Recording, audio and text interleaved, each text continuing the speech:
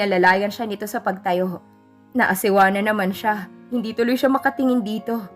Pagpasok sa restroom, ilang sandaling napatunganga si Amanda sa harap ng salamin.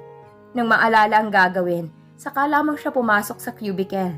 Kasasara pa lang niya ng pinto niyon nang may pumasok sa restroom. Did you see her? I wonder who she is. Ang bilis namang palitan ni Jake si Sophia. Anang isang tinig. Natigilan siya. Anong pinalitan? Sophia was never his, you know. They went out at least a couple of times. Some already believed they were a couple. Some, pero hindi lahat. Remember for sometimes tumira sa iisang bubong sina Carl at Sophia?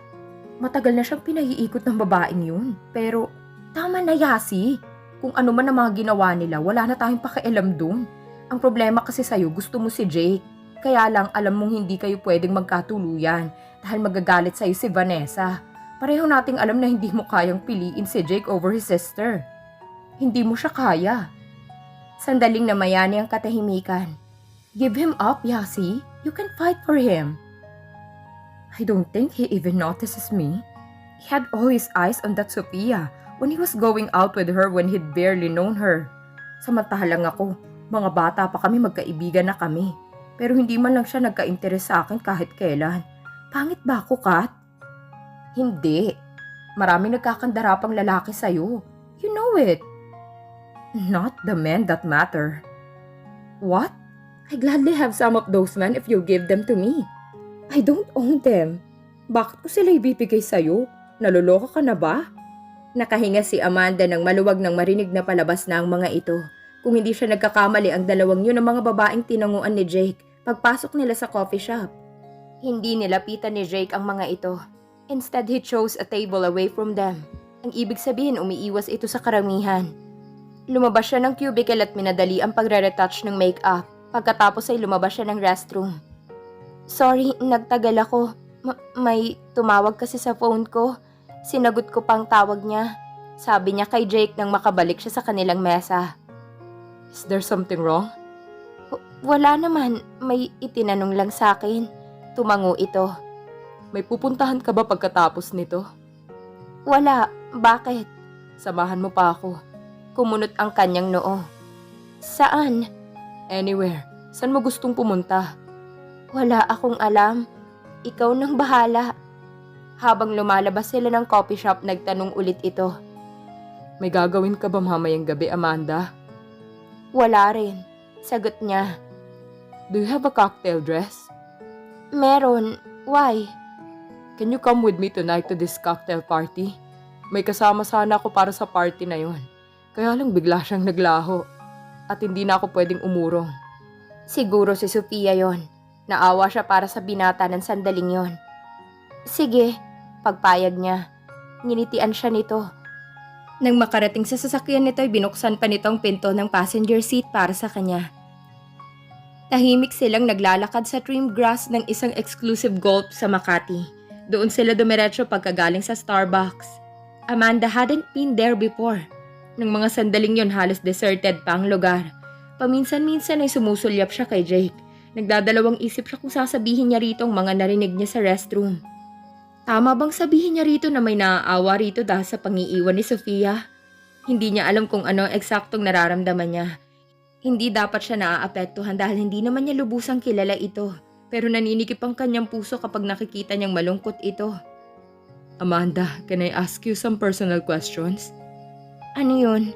Mas gusto niyang ungkatin nito ang lahat tungkol sa buhay niya kaysa napakatahimik nito. What's your family like? Ilan kayong magkakapatid? Matatanda na bang mga magulang mo? Can you tell me everything about you? Pwede. Wala namang lihim ang pamilya ko. Sinimulan niya ang pagkikwento. Inumpisahan niya sa kanyang kabataan nung mga panahong nagsasama pa ang kanyang mga magulang. Pero lagi namang nag-aaway ang mga ito dahil sa mga bisyo at pambababae ng kanyang ama. Sinabi rin niya kung paano nawala ang kanyang ama at kung paanong mag-isang itinaguyod sila ng kanyang ina. Ipinangako ko sa aking sarili na isang araw ay maipagmamalaki ako ni inay. Nakapagtapos ako bilang scholar student, madali rin akong nakahanap ng trabaho. Ang akala ko bubuti ng buhay namin. Hindi pa pala. Parang lalo kaming naghirap. Minsan kapag sabay-sabay na nagkakasakit ang mga pamangkin ko, pakiramdam ko, napakasikip ng mundo at hindi ako makahinga. Minsan gusto kong ampunin ang mga pamangkin ko at paalagaan sila kay inay para hindi sila nagkakasakit o nagugutom. Baka sakaling mapag-aral ko pa sila. Bakit may mga taong nag-aasawa at nag-aanak pero wala namang karapatang maging mga magulang? Kung ang mga sarili nila hindi nila mabuhay, bakit binibigyan pa sila ng anak? Sa palagay mo, kung naging mabuting ama at asawang itay ko, mangyayari ito sa amin? Nagkibit balikat si Jake. Sa tingin ko kasi kung inayos muna niya ang kanyang sarili bago siya nag-asawa, hindi ko matatagpuan ang sarili ko sa restaurant na yun kasama si Mr. Hernandez at muntik nang tanggapin ang alok niyang maging babae niya para lang mabigyan ko ng magandang buhay ang pamilya ko. Kinuha nito ang isang kamay niya at pinisil iyon. Tumulong mga luha ni Amanda. Mag-iiwas sana siya ng muka pero sinalo nito ang baba niya at pinahid ang kanyang mga luha. Pinilit niyang ngumiti. Nagdrama pa tuloy ako. May gusto ka pa bang malaman? Wala yata akong narinig tungkol sa boyfriend mo. Natawa siya. Sa tingin mo ba maiisipan ko pang magnobyo sa lahat ng hirap na dinaranas ko? There must be loads of men who had tried to court you. Nung nag-aaral pa ako, hindi ko sila maiwasan pero hindi ako nagkaroon ng boyfriend habang nag-aaral ako. Nang makagraduate ako, muntik na. Anong nangyari? Tanong nito. Hindi pa ako handang makipagrelasyon. Kung iibig ako, sa isang lalaking sigurado akong magiging mabuting asawa at ama sa mga magiging anak namin. Kahit pangit siya, basta responsable, masipag at mabait. At least hindi ako matatakot na baka mababae siya kapag nagsawa na siya sa akin. Paano naman ang mga anak niyo? Maiinggit yung anak niyo na makakamana sa itsura mo kaysa sa anak niyo na makakamana sa itsura ng mapapangasawa mo. Thank you. Di kung sakali, maghahanap pa rin ako ng gwapo. Pero yung mahal na mahal ako. Naghahanap ka ba? Sa palagay ko hindi ako magiging ganun kaswerte. Ang sabi ng mga kaibigan ko baka tumandang dalaga pangaraw ako sa preferences ko. Ang sabi ko naman hindi na baling tumandang dalaga basta payapa ang kalooban ko. Kesa sa tumanda kong may asawa nga pero miserable naman. Mamahalin ko na lang ang sarili ko at ang mga pamangkin ko. Magsisikap ako para maging maginhawang buhay ko. Magiging mabuting tagapayo ako para sa kanilang lahat. Tumanaw siya sa malayo.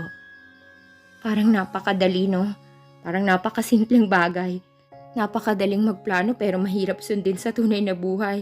Kung naging mayaman sigurong pamilya ko, mas magandang pagdesisyonan ng lahat. Akala mo ba madaling maging mayaman? Tiningnan niya ito. Oo nga, may problema rin kayong mayayaman. At least hindi nyo din naranas ang mga hirap na dinaranas naming mahihirap. Hindi nyo nararanasang mawalan ng respeto sa sarili kapag pinalayas kayo sa inuupahan yung bahay. Hindi nyo nararanasang maawa sa sarili kapag nagmamakaawang pautangin habang ang isa sa mga mahal nyo sa buhay ay ayaw tanggapin sa ospital dahil wala kayong pambayad. Hindi kayo natatakot na tumanda dahil wala kayong naiipong pera. May mga kinatatakutan din kami. Nito, we're not entirely invisible from pain. Ang ibig mong sabihin, hindi lang kung paano nyo mapapalago ang mga malalaking pera nyo sa bangko ang pinoproblema nyo o kung anong mamahaling sapatos at alahas ang bibilihin nyo. Not all rich people are as pathetic as you make them sound. Them? Hindi ka ba kasama sa kanila? Di ba dapat us? Umiling ito. You've already labeled me. Hindi ako ganon. Nangingiting pinagmasdan niya ang ekspresyon nito. Hindi ako gumamit ng salitang pathetic. Ang ibig ko lang sabihin ay ang unang pinoproblema nyo ay kung saan nyo ilalagay ang pera nyo. Panghuli sa mga pinoproblema nyo ay kung anong kakainin nyo sa araw-araw. Kami na naman. Hindi sabi ako ganon. Hindi ako sumasang-ayon sa unang sinabi mo. Dahil hindi yun ang unang-unang pinoproblema ko. Kung ganon, ano? Nanatili ang ngiti nito habang pinagmamasdan ang kanyang muka. Pagkatapos ay tumanaw ito sa malayo at saka nagsalita. Ang tanggapin kung sino ako ng mga taong mahahalaga sa puso ko. Makahulog ang sabi ni Jake. Tumingin ulit ito sa kanya. Pwede ko bang malaman kung anong ibig sabihin nun? Ngumiti ito pero halata pa rin ang pagkalungkot. I was not good for a long time. Anak ako ng aking mayamang ama sa isang babae niya. Hindi siya nagkaanak na lalaki sa tunay na asawa niya kaya ibinigay lang niya ang pangalan niya sa akin para may mamahala sa kanyang negosyo. Napatitig siya rito. May pait sa mukha nito. Hindi niya malaman kung anong sasabihin. I was making money in the States when he found me. He was sick. He had cancer. He figured that I could take care of his business after he was gone. Kapalit ng pangalan niya, ibinigay niya sa akin ang buong kontrol sa lahat ng mga negosyo niya rito sa Pilipinas. Pumayag ako, hindi dahil sa mga negosyo niya, kundi dahil noon ko lang uli siya nakita at nangarap ako sa isang ama. He was dying. Ano man ang naging nakaraan namin, gusto kong maramdaman niya kahit sa mga huling araw niya na maaasahan niya ako bilang anak. And I think I made him guilty for not finding me sooner. Nang nawala siya sa hospital bed, ako lang ang hiniling niyang makasama. And I think that was the turning point. Ipinangako ko sa aking sarili na ano man ang iiwan niya sa akin, aalagaan ko sabot ng aking makakaya. See? Tama ang sabi ko. Para sa isang napakayamang tao, mabuting tao ka, Mr. San Diego. Just call me Jake. Nito sa mababa pero mariing tinig. Naturally, nagalit sa akin ang mga kamag-anak niya. Of course, they were expecting to get something after he died. I had to fight them in every corner for San Diego Industries. Kahit ang half-sister ko, kinamuhian ako. Hindi niya ako matanggap bilang kapatid. Isang mahirap na naghahangad lang na makuha ang kayamanan ng aming ama. Yun ang tingin niya sa akin. Kahit sa pictures, hindi maikakailang magkapamilya kami ng aking ama. At 10 years passed. Ganun pa rin ang sitwasyon.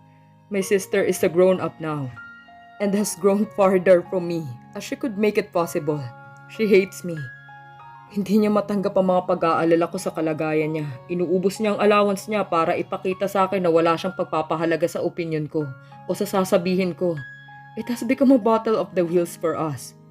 Pinipilit ko siyang kontrolin para sa ikabubuti niya. She sees me as a tyrant. Lagi siyang tumatakbo sa mga kamag-anak niya para i-encourage siya sa pagre-rebelde niya sa akin. They couldn't beat me through legalities. So they're trying through Vanessa. At aminado ko sa avenue na yon, parang natatalo nila ako. Sa kaunting nalalaman niya sa lumipas na 10 taon, ay lalong lumakas ang San Diego Industries sa market ng consumable products. Siguro naman sa larangang yon, nakita na ni Vanessa na maaasahan nitong kapatid. Natutuong may malasakit si Jake sa kumpanya ng pamilya nito. Pinisil ni Amanda ang kamay nito para pagaanin ang nararamdaman nito. Magkahawak kamay pa rin sila habang naglalakad. Unti-unti nang dumarami ang tao sa golf club na yon. Kapag kuwanay tiningnan niya ito, muling pinisil ang palad nito. Tumingin din ito sa kanya. Ninitian niya ito. Tumigil sila sa paglalakad at humarap sa isa't isa. Naniniwala ko na bumabalik sa isang tao ang lahat ng pinaghihirapan niya. Kung masama ang mga yon, mapaparusahan siya.